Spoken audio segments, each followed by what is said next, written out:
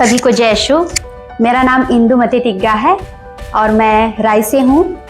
मैं प्रभु के लिए कुछ काम करना चाहती थी और आज मैं वो अपने पूरे दिल से कर पा रही हूँ। मुझे आप सभी के सामने शेयर करते हुए बहुत ही खुशी हो रही है। तो जैसे ही मैंने कहा कि प्रभु के कार्य के लिए मुझे आगे बढ़ना था और मुझे कुछ भी समझ में नहीं आ रहा था कि मैं कैसे प्रभु के कार्य को आगे बढ़ाऊं, कैसे मुझे प्रभु का कार्य करना है। तो प्रभु के साथ जो मेरा जर्नी है, जैसा मैं प्रभु के साथ में मैं अपने जीवन में आगे बढ़ रही हूँ, उसे मैं आप सभी के सामने में शेयर कर रही हूँ। आज से लगभग 6 साल पहले मैं एक प्रोग्राम अटेंड की, जीसस यूथ का प्रोग्राम, और उस प्रोग्राम के दौरान मुझे प्रभु का एक वचन बार बार स्पर्श कर रहा था। वो यह था, नबी यिर्मयाह का ग्रंथ अध्याय 1 पद संख्या 5, मैंने तुम्हें माता के गर्भ में रचने से पहले ही चुना है।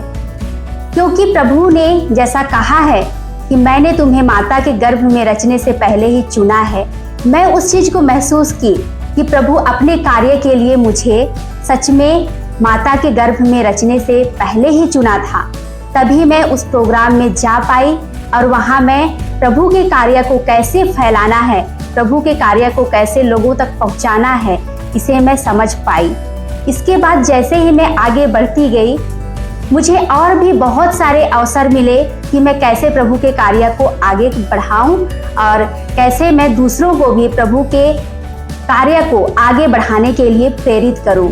मुझे आज से 3 साल पहले डिसाइपलशिप ट्रेनिंग प्रोग्राम अटेंड करने का फिर से एक बार बहुत ही अच्छा अवसर मिला और उस प्रोग्राम में और भी बेहतर ढंग से हम कैसे प्रभु के कार्य को आगे बढ़ा सकते हैं, इसके लिए हम लोगों को ट्रेनिंग दिया गया। और उस प्रोग्राम के दौरान मैं यही सोचती थी कि मैं नहीं कर सकती हूँ प्रभु के कार्य को मैं आगे कैसे बढ़ाऊंगी।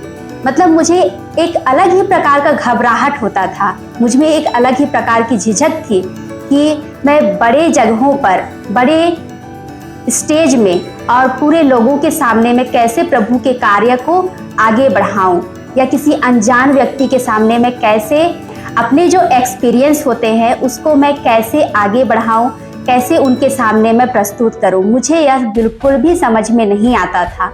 लेकिन मुझे प्रभु का एक वचन, जो नए विधान फिलिपियों के नाम संत पौलुस के पत्र अध्याय 4 पद संख्या 13 में हम लोग पढ़ते हैं, जो मुझे बल प्रदान करता है उसकी सहायता से मैं सब कुछ कर सकता हूँ। जो मुझे बल प्रदान करता है उसकी सहायता से मैं सब कुछ कर सकता हूँ। यह वचन मेरे दिल को स्पर्श किया और तब से अब तक लेकर जो झिझक होती है, सबसे पहले मैं उसे प्रभु के सामने इसी वचन के साथ में मैं समर्पित करती हूँ कि प्रभु आपने कहा है, उस वचन के द्वारा मुझे आपने यह कहा है कि जो मुझे बल प्रदान करता है उसकी सहायता से मैं सब कुछ कर सकता हूँ। तो सचमुच प्रभु के नाम पर इस वचन के द्वारा मैं सब कुछ कर सकती हूँ। और आप लोगों के लिए मैं अपने इस साक्ष्य के द्वारा यही संदेश देना चाहूँगी कि अधिक से अधिक प्रभु के वचन को जानने और उसे समझने का प्रयास करें, ताकि इसी तरह से आप लोग भी प्रभु के साथ एक अच्छा जीवन जी सकें। Thank you.